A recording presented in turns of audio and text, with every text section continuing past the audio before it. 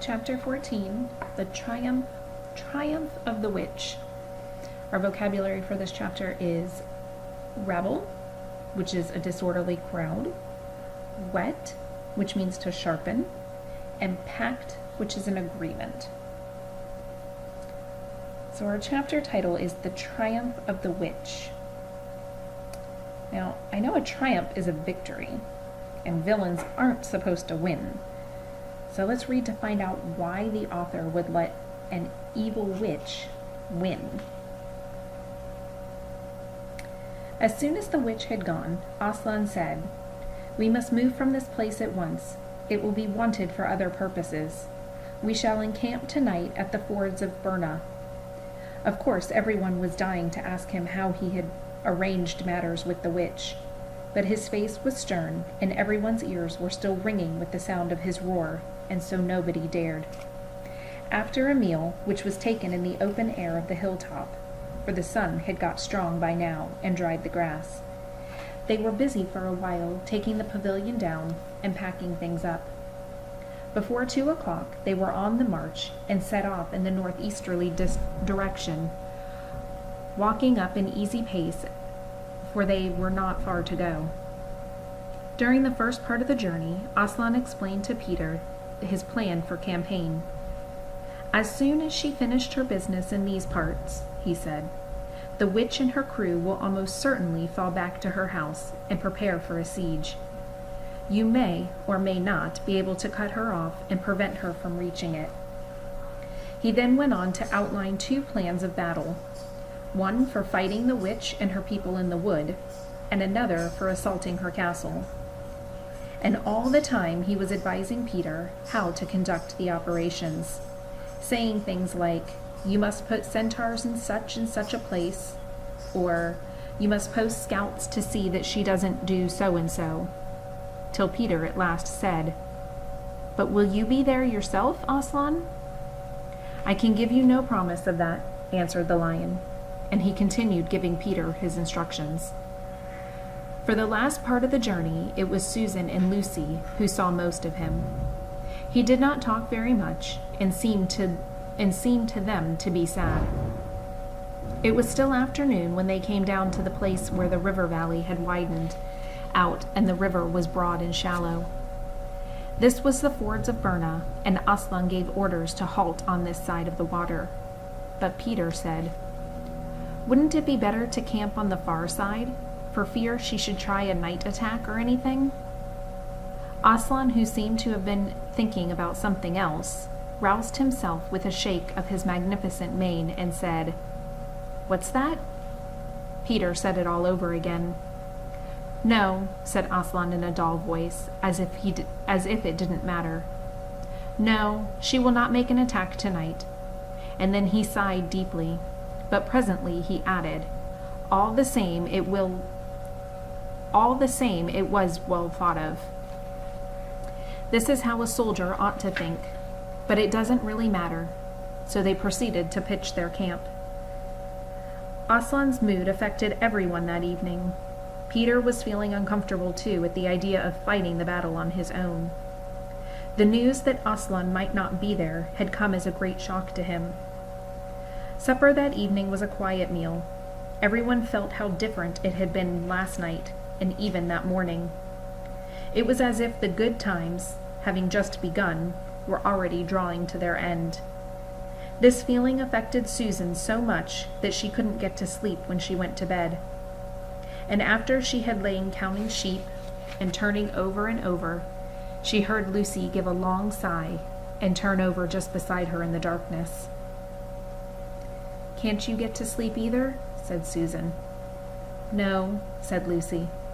"I thought you were asleep." "I say, Susan." "What?"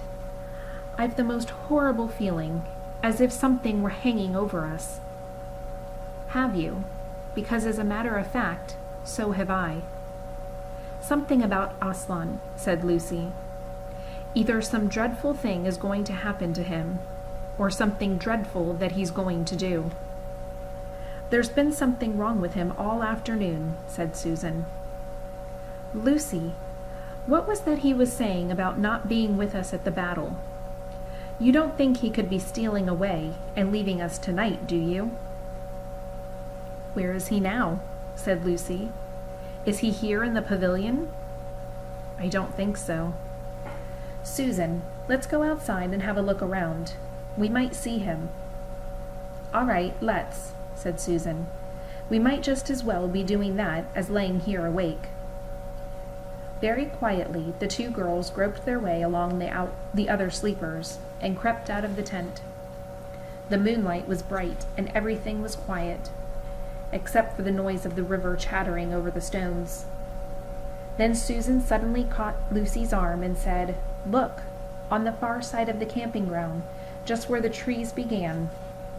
They saw the lion slowly walking away into the woods. Without a word, they both followed him. He led them up the steep slope out of the river valley, and then slightly to the right. Apparently, by the very same route which they had used that afternoon in coming from the hill of the stone table. On and on he led them, into dark shadows and out into pale moonlight, getting their feet wet with the heavy dew. He looked somehow different from the Aslan they knew. His tail and his head hung low, and he walked slowly as if he were very, very tired. Then, when they were crossing a wide open place where there were no shadows for them to hide in, he stopped and looked around. It was no good trying to run away, so they came toward him. When they were closer, he said, "Oh, children, why are you following me?" "We couldn't sleep," said Lucy, and then felt sure that she need say no more, and that Aslan knew all they had been thinking. "Please, may we come with you, wherever you are going?" asked Susan. "Well," said Aslan, and seemed to be thinking. Then he said, "I should be glad of company tonight. Yes, you may come, if you will promise to stop when I tell you, and after that, leave me to go on alone." "Oh, thank you, and we will," said the two girls. Forward they went again, and one of the girls walked on each side of the lion. But how slowly he walked, and his great royal head drooped so that his nose nearly touched the grass. Presently he stumbled and gave a low moan. "Aslan, dear Aslan," said Lucy, "what is wrong? Can't you tell us?" "Are you ill, dear Aslan?" asked Susan. "No," said Aslan. "I am sad and lonely. Lay your hands on my mane so that I can feel you are there, and let us walk like that." And so the girls did what they would never have dared to do without his permission, but what they had longed to do ever since they first saw him. Buried their cold hands into the beautiful sea of fur and stroked it, and so doing, walked with him. And presently they saw that they were going with him up the slope of the hill on which the stone table stood. They went up at the side where the trees came furthest up, and when they got to the last tree, it was the one that had some bushes about it, Aslan stopped and said, "Oh, children, here you must stop, and whatever happens, do not let yourselves be seen. Farewell." And both girls cried bitterly, though they hardly knew why, and clung to the lion and kissed his mane and his nose and his paws and his great sad eyes. Then he turned from them and walked out to the top of the hill, and Lucy and Susan crouched in the bushes, looked after him, and this is what they saw. A great crowd of people were standing all round the stone table, and though the moon was shining, many of them carried torches, which burned with evil-looking red flames and black smoke. But such people, ogres with monstrous teeth, and wolves, and bull-headed men, spirits of evil trees and poisonous plants, and other creatures whom I wouldn't describe, because if I did, the grown-ups would probably not let you read this book. Cruels and hags and incubuses, wraths, horrors, sprites, orkneys, woos, and ettins. In fact, Here were all those who were on the witch's side, whom the wolf had summoned at her command. And right in the middle, standing by the table, was the witch herself. So I want you to pause for a minute and kind of think to yourself, what's happening in the story? Where are we? And how did we get to this point? And the next few pages present an intense scene. I want you to be thinking about Aslan remaining strong and a noble character throughout the entire event. And our villain, she's just as vicious as she's been since the beginning. And remember back from when we read Fish in a Tree, we learned that sometimes characters change and some characters stay exactly the same. And the author has a reason for doing that. So keep all those things in mind as we finish out this chapter. A howl and a gibber of dismay went up from the creatures when they first saw the great lion pacing toward them. And for a moment, even the witch herself seemed to be struck with fear. Then she recovered herself and gave a wild, fierce laugh. "The fool," she cried. "The fool has come. Bind him fast." Lucy and Susan held their breaths, waiting for Aslan's roar and his spring upon his enemies. But it never came.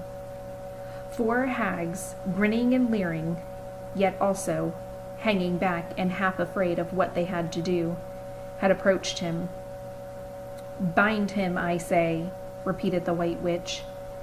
The hags made a dart at him and shrieked with triumph when they found that he made no resistance at all. Then others, evil dwarfs and apes, rushed in to help them, and between them they rolled the huge lion over on his back and tied all 4 paws together, shouting and cheering as if they had done something brave. Though, had the lion chosen, one of his paws could have been the death of them all. He made no noise, even when the enemies, straining and tugging, pulled the cord so tight that it cut into his flesh. Then they began to drag him toward the stone table. "Stop," said the witch. "Let him first be shaved." Another roar of mean laughter went up from her followers, as an ogre with a pair of shears came forward and squatted down by Aslan's head. Snip, snip, snip went the shears, and masses of curling golden began to fall onto the ground. Then the ogre stood back, and the children, watching from their hiding place, could see the face of Aslan looking as small and different without his mane. The enemies also saw the difference. "Why, he's only a cat after all," cried one. "Is that what we were afraid of?" said another. And they surged around Aslan, jeering at him, saying things like, "Pussy, pussy, poor pussy," and "How many mice have you caught today, cat?" and "Would you like a saucer of milk?" "Oh, how can they?" said Lucy, tears streaming down her cheeks. "The brutes, the brutes!" For now that the first shock was over, of the face of Aslan looked to her braver, and more beautiful, and more patient than ever. "Muzzle him," said the witch, and even now, as they worked about the face, putting on the muzzle, one bite from his jaws would have cost 2 or 3 of them their hands. But he never moved, and this seemed to enrage all that rabble. Everyone was at him now. Those who had been afraid to come near, even after he was bound, began to find their courage. And for a few minutes the 2 girls could not even see him. So thickly was he surrounded by the whole crowd of creatures, kicking him, hitting him, spitting on him, jeering at him. At last, the rabble had had enough of this. They began to drag the bound and muzzled lion to the stone table, some pulling and some pushing. He was so huge that even when they got him there, it took all their efforts to hoist him hoist him onto the surface of it. Then there was more tying and tightening of cords. The cowards, sobbed Susan. Are they still afraid of him, even now? When once Aslan had been tied, and tied so that he was really a mass of cords, on that flat stone a hush fell over the crowd. 4 hags, holding 4 torches, stood at the corners of the table. The witch bared her arms as she had bared them the previous night, when it had been Edmund instead of Aslan. Then she began to whet her knife. It looked to the children, when the gleam of the torchlight fell on it, as if the knife were made of stone, not of steel, and it was of strange and evil shape. At last she grew near. She stood by Aslan's head. Her face was working and twitching with passion, but his look up at the sky, still quiet, neither angry nor afraid, but a little sad. Then just before she gave the blow, she stooped down and said in a quivering voice, "And now, who has won? Fool, did you think that by all this you would save the human traitor? Now I will kill you instead of him, as our pact was, and so the deep magic will be appeased. And when you are dead, what will prevent me from killing him as well? And who will take him out of my hand then? Understand that you have given me Narnia forever. You have lost your own life, and you have not saved his. In that knowledge, despair and die." The children did not see the actual moment of the killing. They couldn't bear to look and had covered their eyes. And that is the end of chapter 14.